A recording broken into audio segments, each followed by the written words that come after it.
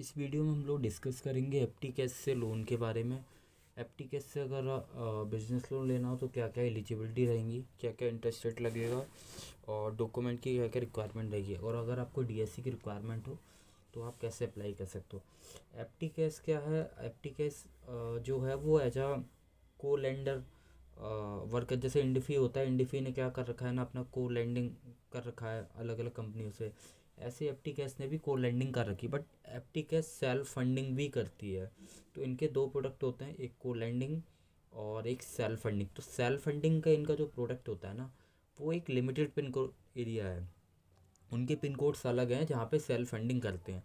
और जो को लेंडिंग वाले हैं वो ऑलमोस्ट पैन इंडिया इनका रहता है। ठीक है, तो आज हम लोग एफटी कैश के बारे में डिस्कस करेंगे। तो एफटी कैश की सबसे पहले हम लोग डिस्कस करते हैं यूएसपी, जो अदर एनबीएफसी में नहीं है। तो एफटी कैश में सबसे बेस्ट चीज़ क्या है, जो कि ओनली 10 लाख रुपीज़ का अगर आपके अकाउंट में क्रेडिट हुआ है, ठीक है ना, तो ये लोग उसमें अलाउ कर देते हैं। ठीक है, एम प्रोफाइल भी करते हैं, -1 सिविल है, वो केसेस भी एक्सेप्टेड कर लेंगे ये लोग। इनके पैन इंडिया पिन हाँ, ये लोग करते पिन कोड वाइज है। दो पिन कोड लिस्ट होती है इनकी, एक इंटरनल पिन कोड लिस्ट, एक एक्सटर्नल। तो इंटरनल जो पिन कोड लिस्ट है ना, उसमें वो फंडिंग करते हैं जो सेल्फ फंडिंग, यानी एफटी कैश अपनी फंडिंग करता है।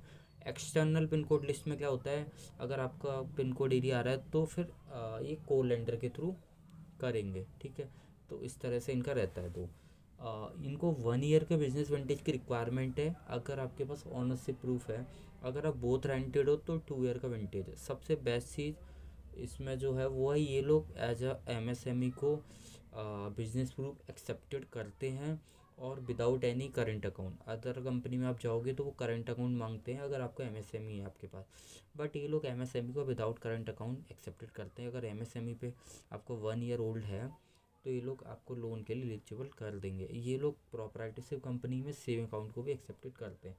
यहाँ पे मल्टीपल अकाउंट भी आप करवा सकते हो, अगर आपके पास एक सेविंग करंट है, दोनों अकाउंट को क्लब करके भी ये लोग लोन करते हैं। ठीक है, नेक्स्ट हम लोग बात करेंगे एलिजिबिलिटी के बारे में। तो एलिजिबिलिटी में यहाँ पे इनका सिविल रहता है ना, वो 700+ रिक्वायर्ड रहता है इनको। लोन का टेन्योर जो अप टू 48 मंथ मिलता है। अब लोन अमाउंट रेज है यहाँ अप टू 50 लाख है। तो इसमें इन्होंने दो केसेस बनाए हुए हैं। पहला क्या है इनका कि अगर इंटरनल पिन कोड का कोई केस है तो उसमें अप टू 15 लाख करेंगे, बट एक्सटर्नल पिन कोड का अगर कोई केस है तो उसमें अप टू 50 लाख तक कर सकते हैं। एज ग्रुप जो है वो 22 ईयर से 65 ईयर से आता है। को एप्लीकेंट मैंडेटरी है इसमें। आपका कोई भी ईएमआई बाउंस नहीं होना चाहिए लास्ट 6 मंथ में। सिविल आपका अच्छा होना चाहिए। 2 ईयर का आपके पास होना चाहिए। 1 ईयर का भी मैंने आपको बता दिया। अगर आपके पास एक ओनरशिप प्रूफ है तो 1 ईयर का कर सकते हो। ये सभी तरह की एंटिटी एक्सेप्टेड करते हैं। 1 person company, LLP, private limited company, partnership, property, जो भी आपकी कंपनी हो। अगर हम लोग इंटरेस्ट रेट की बात करें तो जो आरओआई है वो स्टार्टिंग फ्रॉम 18 to 24%। इसमें मैं आपको बता देता हूँ, ये लोग कम बैंकिंग के केसेस बना रहे हैं, जैसे मैंने आपको बताया 10 लाख रुपीज़ अगर। बट इनमें एक डिसएडवांटेज है, ये लोग आरओआई ज़्यादा लगाते हैं, क्योंकि ये लोग कम बैंकिंग के केसेस बनाते हैं तो इनका आरओआई ज़्यादा रहता है। फ्लैट से स्टार्टिंग 18 होता है। अगर सिविल अच्छा है तो 18 से कम भी मिल सकता है, बट 18 एक रहता ही रहता है। ठीक है, प्रोसेसिंग फ़ीस है वो अप टू 3% प्लस जीएसटी हो सकता है। तो एक एडवांटेज ये है, कम बैंकिंग के केसेस बना रहे हैं ये लोग। और अगर इनके इंटरनल पिन कोड में कोई केस आ जाते हैं सेल्फ फंडिंग में, तो यहाँ पे बहुत सारी चीज़ों को एडजस्ट कर लेते हैं। ठीक है, तो बट डिसएडवांटेज ये है कि इनका आरओआई ज़्यादा रहता है कंपेयर टू अदर एनबीएफसी है। ठीक है, डॉक्यूमेंट की अगर हम लोग बात करें तो डॉक्यूमेंट में केवाईसी प्रूफ इनको चाहिए, बिजनेस प्रूफ चाहिए, bank statement of last 6 month का चाहिए इनको। को एप्लीकेंट के डॉक्यूमेंट चाहिए, केवाईसी, ऑफिस एड्रेस प्रूफ चाहिए।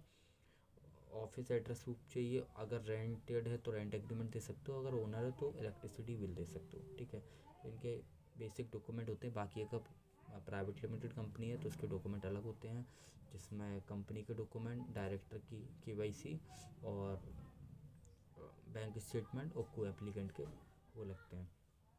ठीक है, और बाकी का आप कैसे अप्लाई कर सकते हो, इनका कोई ऑफलाइन नहीं है, इसके लिए आप हमसे कांटेक्ट कर सकते हो। सेकंड, आपको ना एफटी कैश की वेबसाइट पे विजिट कर सकते हो।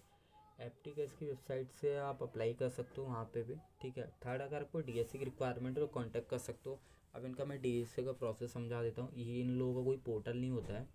ये लोग क्या करते हैं, डीएससी कोड शेयर कर देते हैं, तो हमें मेल के थ्रू लॉगिन करानी होती है। तो अगर आपको डीएससी चाहिए, हम लोग के पास एसएम रहता है। जो एसएम होता है वो पैन इंडिया की देखता है। तो कोई भी अगर आपके पास डॉक्यूमेंट आते हैं तो हम उसको लॉगिन करवा सकते हैं थ्रू द मेल, ठीक है। तो आपको